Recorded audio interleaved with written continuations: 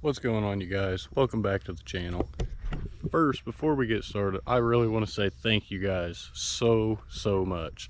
We have hit our yearly sub goal for the end of this year already, and it's already July. We've actually beat it so badly that we're 140 subs up from our yearly goal, which is absolutely incredible. Like, honestly, don't even know what to say. Thank you guys so much. It's been the coolest journey starting up YouTube in the past year, and you guys have made it that much sweeter. But if you guys remember from our last video, we put all of our finishing touches, all of them, on our Z to get it where we could drive it at least. Got our exhaust, all the other little accessories and goodies on. The first step with the Z is this frame rail is kinked over a little bit. From what I'm thinking, someone had this car with no bash bar. I assume with all the stuff that was in the car, like upgrade wise, I think this may have been a twin turbo car, but usually on twin turbos you have to take the bash bar out if you run a front mount intercooler, because it takes up all the space in the front and it actually mounts usually right there. So I think they didn't have the bash bar on, they got in a wreck over here and it kinked this side out. You can kind of see here how not straight it is. So we're gonna go grab our daily. We're gonna hook our chain up underneath this headlight here, right here to up here, and we're going to drive our car this way, and we're going to try to bump this thing back into place. Before we do that, we're going to clean a little bit in the shop, try to get it a little more organized so that way we can attack this head on today and get everything done to it. Well, we may have lied a little bit yesterday. We actually didn't get to any of this. We did some cleaning up in the shop, got a new shelf that we got in there that we use for all our interior parts, so we've been trying to clean that up. It's honestly kind of embarrassing to say or show how much I got done in 10 hours yesterday, because it looks like it almost got worse. But we've got our Z pulled up here, because we've got the low tow hooks and we've got our chain out. What we're going to do is we're going to put rags along this so when the chain's wrapped around it, it's not going to scratch and tear it up really bad. So now we're all hooked up, at least as good as I think we're gonna get. We're gonna set the camera up for you guys and let you get a first-hand of experience of what's going down, because I'm not really even gonna be able to see it that well. That's about how much we're off. So we gotta pull it over about 3/4 of an inch.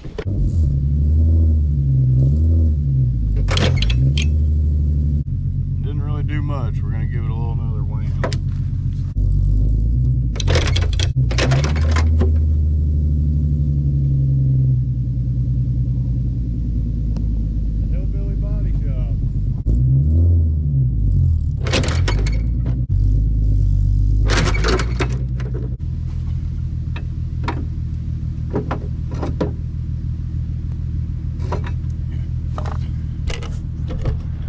To say right now that this was a big fat fail. Well, you guys, we got big aspirations today. Since we can't get that done, which really upsets me, because that's really just a lot of structural support there. Now we're not going to be able to use it. I don't know, I just don't like the thought of that. Instead of sitting here, you know, tearing up the grass like we were, we're going to go up. We're actually going to get it insured again. We just took it off not too long ago because we were going to cut it up. Now that we decided against that, that's really going to be the biggest thing keeping me from getting it done. So since we just need to get our brakes put on and bled, we're going to go ahead and put insurance on it, so when it gets done we'll be able to drive it around town and whatnot, and to be able to diagnose and move on with it. So now that our wheel's off, we're actually going to get to removing this brake line. Reason being, we're missing it on that car. First, we're gonna go grab like a 12 mil, 10 mil, so that way we can remove these brake lines right here. Once that's off, we'll remove the bracket, which is the 12 mil portion. And I believe the mount bolts for the caliper are 17. Yep, they are 17. Now that we've got both our bolts out, the bracket is loose, the caliper should come up. Or I'll skin myself on my nice rusty blade here. That's cool. calipers off. Now we've got either room to snip this line, which I'm probably going to do. We'll just cut this one, bend it so it doesn't leak everywhere, and then we can use a socket on that to remove it, and it'll make it much easier to remove. Now we got our bracket up. We're just going to leave a rag on it so that way hopefully it doesn't get too crazy. Let's bend this off and remove this fitting.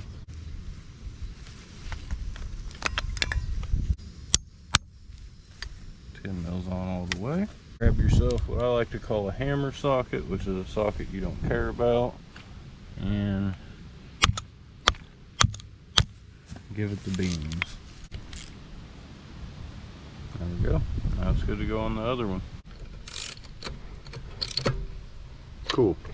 Wheels on, cars down. So here is our silver car, and as you see, well, that really sucks. Turns out it looks like I needed to remove that brake line from right here. I make things so much harder for myself sometimes, and I never understand why. We're just gonna go ahead and mount the brake up because it's really the bigger of the deal, and we'll see if we can find another little short line to use between here and the caliper. This is what I get for not looking first. I mean, what do I expect? Can't expect them to all be perfect all the time, especially not this one. It's just annoying because now maybe I see why this is off in the first place, but just why. Now that we've squeezed it a little bit to kind of relieve some of the pressure on the pistons, let's see if we can fit it. Not quite. Need to squeeze it a little bit more. Now let's give it a shot. Oh, there we go. Now let's get it positioned and get our bolts threaded in the back so we can get it mounted. We've managed to get the other sides off, so we're going to see if there's a way that we can fit this on here and make this work.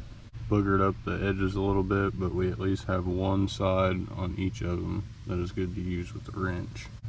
I'm just going to kind of bend this piece over this way. I'm going to connect it like this. It's the rear wheel. It doesn't do none of this. I don't think it's really necessary to have the bracket on the back, so to speak. So we're just going to button that up, kind of bend it over this way.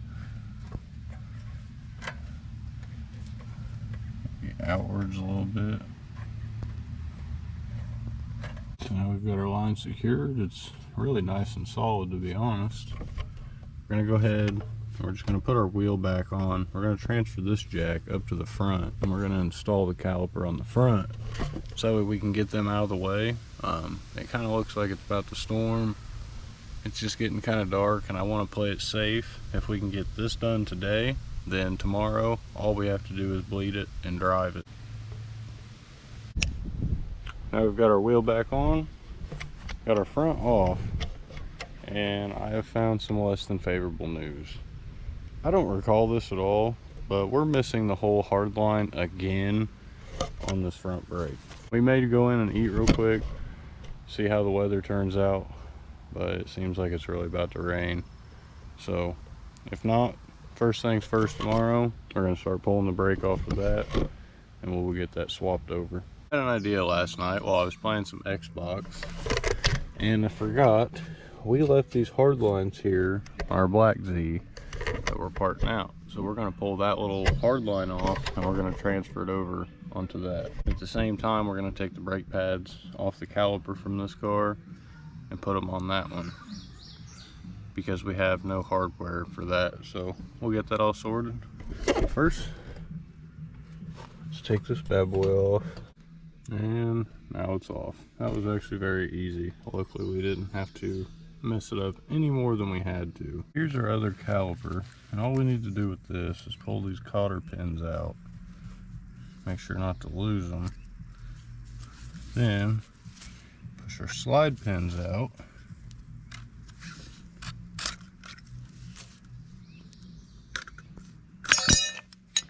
Now we have everything we need. This is literally a brand new caliper, so that's pretty cool, especially to even be a Nissan caliper at that. And here's the caliper going back on it. go ahead and pull these slide pins out. Next we'll just position our brake pads, which to do that you usually do it at the same time as you put your slide pins in, because your slide pins will be what holds your brake pad.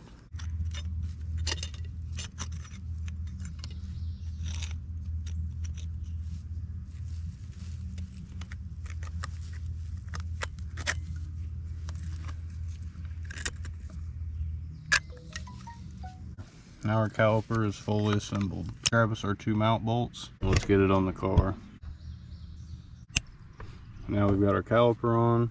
We've got it all secured. We just need one 12mm bolt for the bracket, which really isn't necessary, but we're just going to do it because we got an extra one. Yeah, sorry, I got a shirt on my head. It's like 95 degrees out here and I just can't quit sweating. Since this is on, what we're going to do is we're going to go grab the factory service manual. We're going to check the bleeding procedure just to verify. We're going to look at the system so we can see which is the farthest away and start to bleed there first. Well, that took a good chunk of fluid. This is the model we're working on. It's the ABS model. Pause it here if you need to check it out and look it over. Here is the bleeding process. It says bleed at the left rear, left front, right front, then do the front side bleeder on the ABS and then the rear side bleeder on the ABS. What I've always heard is after you do your ABS, you want to go back and re-bleed your wheels just a couple more times, a couple more bleeds just to get all of the air bubbles out to ensure you're completely good to go. So we're going to hit this just like it says. Get the rear lifted up, start on the rear right wheel, and we're going to start on the rear right wheel. And we're going to start on the rear right wheel. Pretty much what I've done is I've pumped the brake to where it's gotten pressure in it. Pumped it about 5-10 times. Now that it's got pressure, I moved the power seat up to where the board is so we can hold it in place. Now while it's pressed, it's acting as the second person. What we're going to do is crack this bleeder loose.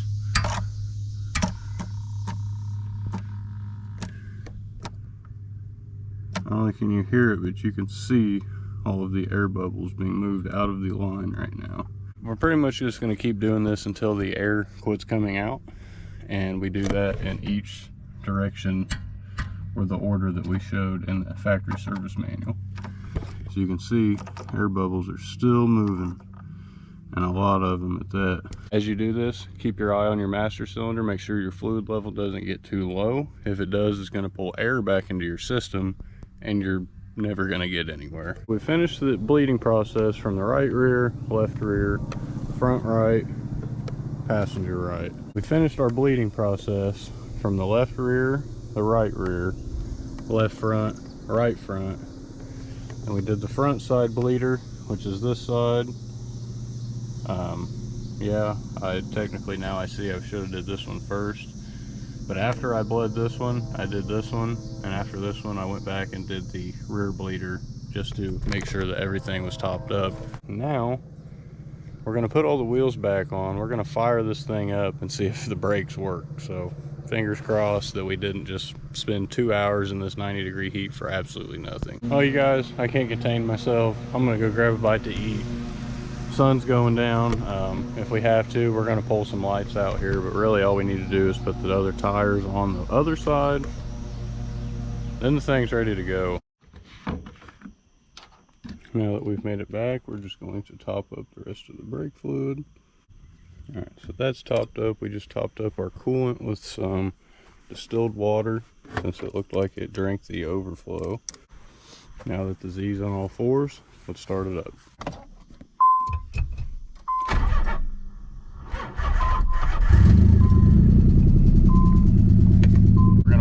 Let it get up to temperature, and we're going to try to drive it up to the house and see if we can stop it with the brake, which I'll be honest, the brake feels good. Let's see if she's got some brakes.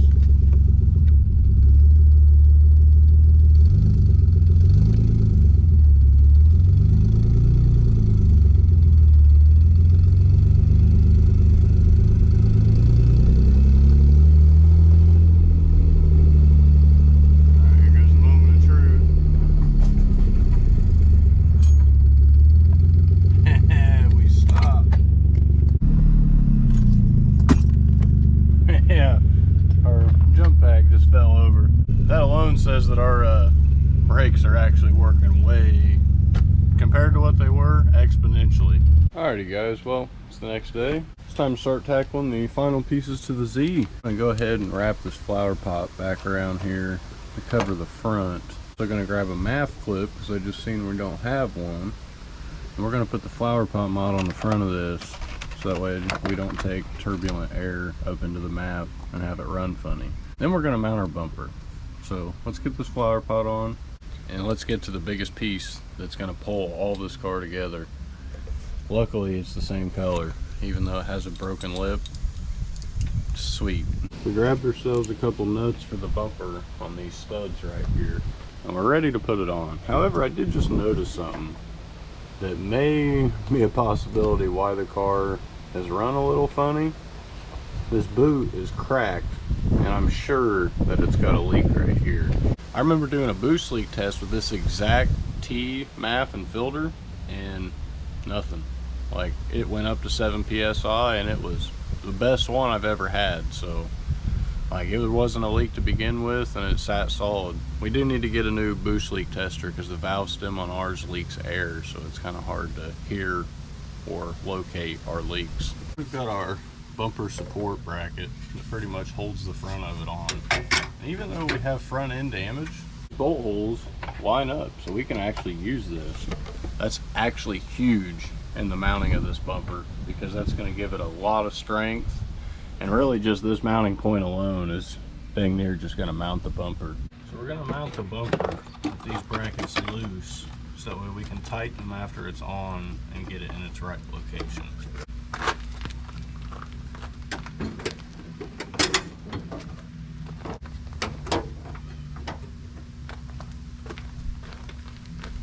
So now I'm going to put these bolts in, get this secured, then we're going to put these nuts on, which is 2 on each side, secure that, and after that's done we will tighten the mount here on the bottom side on this. So then we'll bring it all together. Then we only have one other bolt and nut combo that's right by the front tires. Ta-da! Now the bumper's on. It's a little bent out and disproportioned here from it laying in the grass and like bending outwards. I believe if I sit it out in the sun long enough, it should go back. Even though that front lip is missing, it looks way better. Oh man, I don't think I've ever had the bumper fully mounted on this thing, so that's pretty sick. While we're looking for our turn signals, we're gonna grab us another T-piece and MAF, so we can throw that on and get that problem out of the way. Got our new MAF on and whole T-piece. However, we did just spend more than we'd like to admit on cleaning off that overspray. It looks a lot better, but there's still some there. I had to use a wire brush with brake cleaner to like soften it up. Then I would scratch it all off with the wire brush, wipe it with a rag. So now that we've got our turn signals, these are notorious for getting water inside of them and corroding. And they really just don't work a lot. I think I had to run through like my whole set just to get one set of wires to work for my daily. Now that it's plugged in, let's turn it on and see if it blinks. As you guys may or may not have seen, they're not flashing. That is because I think we have a bad flasher relay. So we're gonna get under here, we're gonna check to see if it's in there. If it's not even in there, we're gonna go find one to put in its place. So I've got 3 relays here, and we're gonna try to figure out which one of them are bad.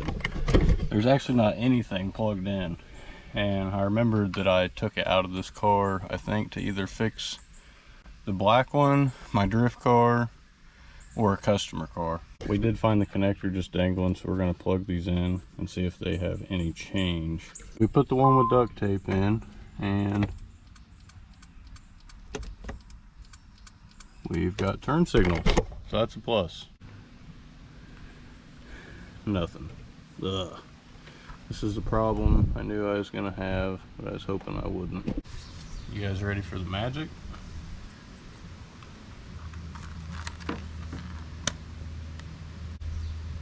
It works, but let's get her mounted in. Only got 1 screw and a mounting clip at the moment. Sweet, we've got 1 turn signal done. Before we do the other side, I'm going to show you guys how I fix this. Found out there's kind of a problem with these sockets over time that can kind of go wrong. So all I did here was I removed the turn signal bulb from the socket. I don't know if these are specific to not being touched with your hands because of the oil on your skin. I just accidentally touched the other one, wiped it off, and it didn't burn out, so I think we're good to go. Push, twist, and you can remove. You've probably seen some corrosion fell out, but it only goes in one way. There's a tab that's offset, so you can only put it in one way. If you look in here, when you install these, there's actually a spring behind this plate that is what's pushing this in. It's pushing this little contact pad into your light bulb. So what I did is I pushed it a couple times with my screwdriver, which you can see in there where all that buildup is. That's because the tab has traveled down about 3 or 4 millimeters, and it's not allowing it to travel all the way back up because it's so built up.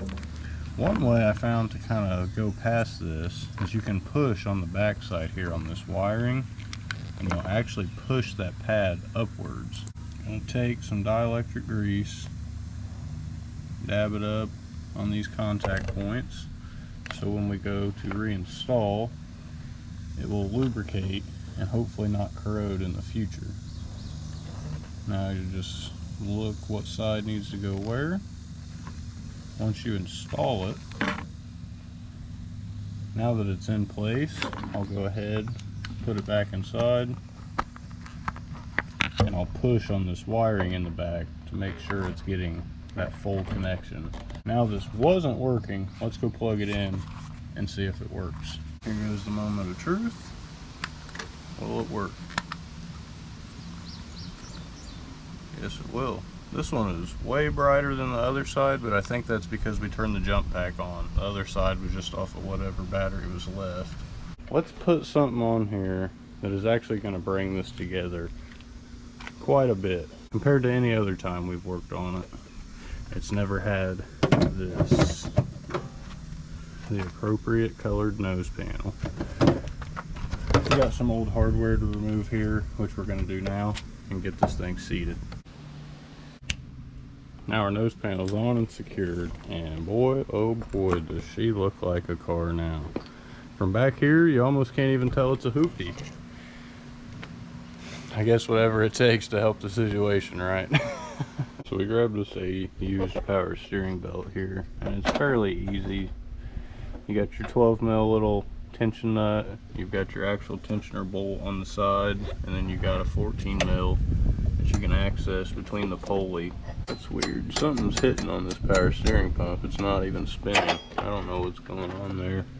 Oh, the bolt's actually already sticking out. Okay, it was just put in there to hold it in place. That makes it a little bit easier. Now we know it'll pivot. I guess we'll put it on there. Oh, well, that was easy. Well, next we're about to repair this harness here. You can see where all the vampire clips went on. We're just going to take tape and give it a couple wraps around each, and then give it a couple wraps all together and just hide these wires. We're also going to wrap it up here. Now we've got this re-wrapped, each individual wire wrapped, and then all wrapped around.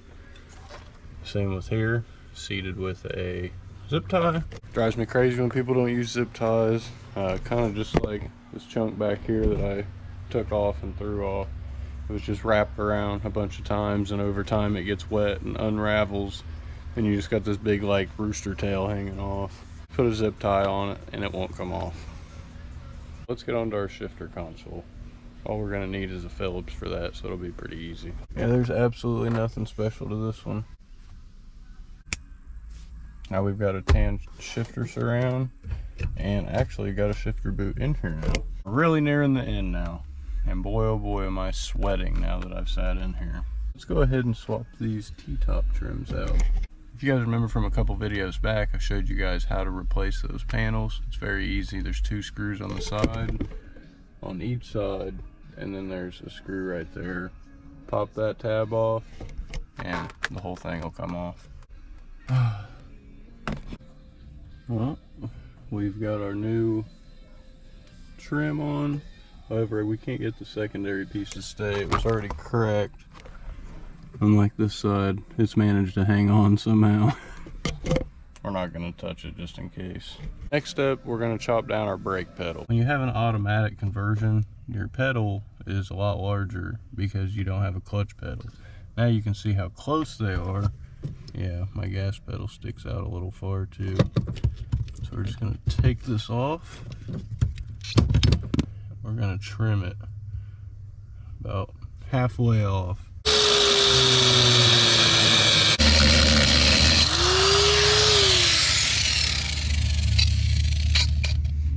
Now, before we start a fire,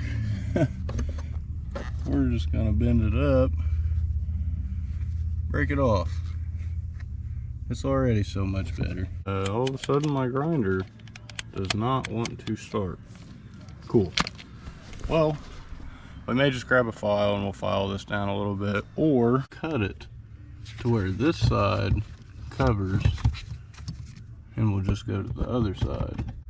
Put it on the side that's sharp, so we have less issue there. Yeah, that's a little closer than I'd like, but we can always trim that up a little bit. Now we've got our jump pack hooked up.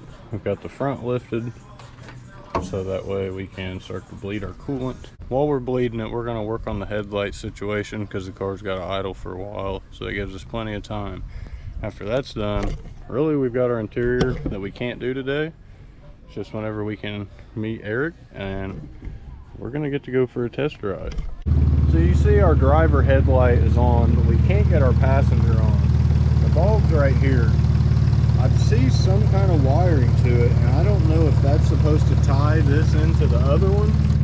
So when the other one gets power, it jumps and gives this one power. We had this relay and this light socket, and when you pull the cap off, it would just come off. And I was hoping that had something to do with it. I grabbed a new one, put it in, to no avail. We're still having the same issue. Before it gets too late and it gets too dark to where we can't drive this, I say we go drive it now while we still can and get our couple test laps in and see how we feel about it. Tear our tires up, get this thing on the road. We just found out we were missing a brake fuse, so our brakes do actually work, so that's pretty rad. We may need to burp our power steering now that I think about it. A little finishing touch before we take off. To me, this is an absolute must. You can't just drive around with a hot shifter. There we go. Now, let's take her for a spin. Since we fixed that MAF leak, or that intake leak, where the MAF T was broken, it's idling way lower, exactly where I want it to. I don't know if this is a shift fork problem with such a heavy duty clutch, but literally, like as soon as I let off the gas, I can't really even shift it out of reverse. As soon as I let off the brake, the car kind of starts moving. We're just going to drive it up to the house and back, but it doesn't make me feel too comfortable. It's almost like it's way too hard to shift, and I'm not going to get stuck at a stoplight trying to take off if I can't throw it into gear. I can't see crap out of this windshield.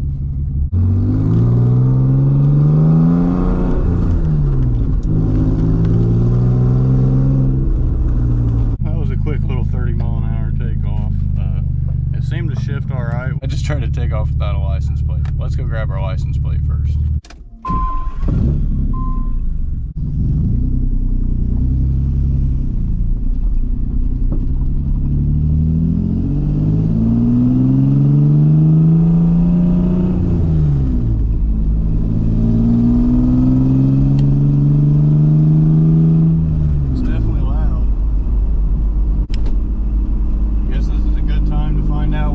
Transmission's good either.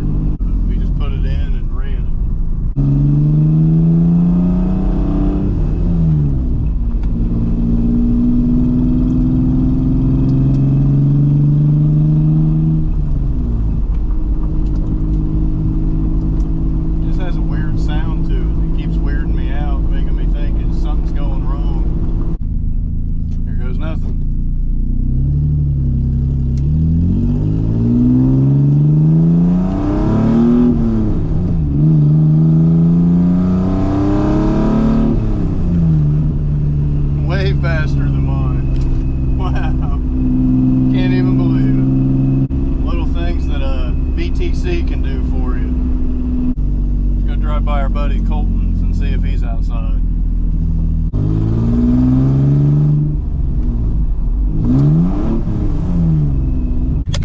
kidding, we found them at the spot.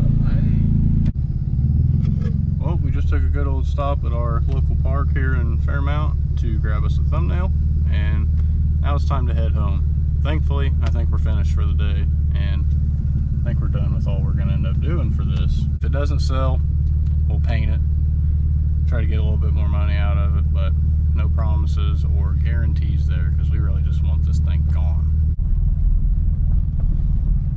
Yeah, I've been here before. I think we're gonna wrap up the video here, you guys. I'm due to get one out. I've really been slacking lately. I don't know. I just had some things going on and haven't got to recording. If you guys like the video, don't forget to drop a like, comment, and subscribe down below, and stay tuned for our next one. Finally, we're done with the boring content on the Silver Z. Let's get to doing something more exciting, and we'll catch you in the next one, guys. Peace.